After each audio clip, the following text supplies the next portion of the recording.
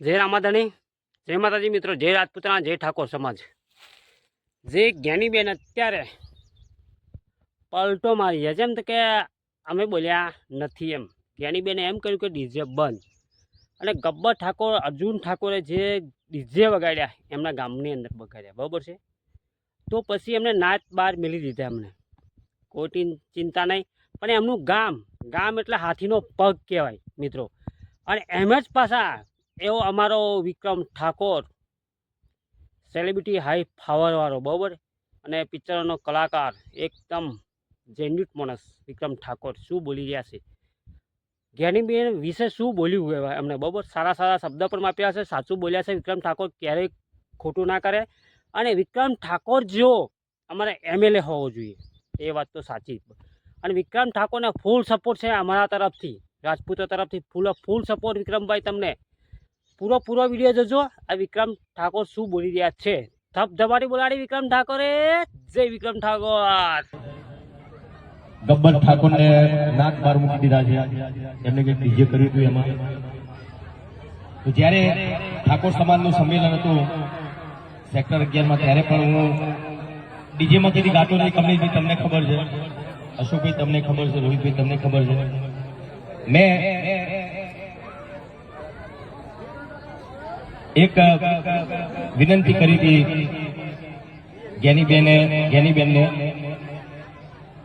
તો જ્ઞાનીબેન એવું કહેતા હતા કે ભાઈ મેં બંધારણ નહીં ઘડ્યું, પણ બોલ્યા તો તમે ને પહેલા આગળ તો તમે આવ્યા હતા ને તમે બોલ્યા હતા ને.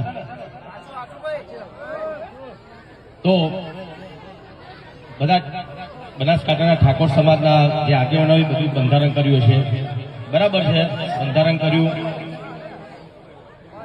ઘણા બધા એવા ઠાકોર સમાજમાં ઘણા બધા એવા કુરિવાજો હતા, જે બહુ સારું કામ કર્યું છે ઠાકોર સમાજના બધા આગેવાનોએ. પણ એના લીધે ડીજેના જે કલાકારો હતા બનાસકાંઠામાં બિચારા ઘેર બેસી ગયા. અને જે આગેવાનો બંધારણ કર્યું એ લોકોને ખબર નહીં ડીજે એટલે હું. ખબર છે કમલેશભાઈ? એવું કહેતા હતા કે ડીજે વગાડશો એટલે બધા ભેગા થશે, નાચશે, કુશન, દારૂ પીશે, ઝઘડા થશે. એવું જરૂરી નહીં. કોઈ ઢોલ વગાડતો તો દારૂ પીનારું પીવાનું જ છે, ઝઘડા કરનારો ઝઘડો કરવાનો જ છે. તો ડીજે બંધ થવાથી સમાજમાં સુધારો આવશે એ વસ્તુ ખોટી છે. જે ડીજે બંધ થયા છે ને રીતે ઘણા બધા કલાકારોના બિચારા એ લોકોનો રોજગાર બંધ થઈ ગયો છે. એ લોકોને ખબર નહીં પડતી. એ બધા મોટા માણસો છે, મોટા માણસો એટલે ડીજેની એમને ખબર નહીં પડતી. લોકો વીગો ગેરવી રાખીને ડીજે લાયા હતા, એ લોકો ઘેર બેસી રહ્યા બિચારા.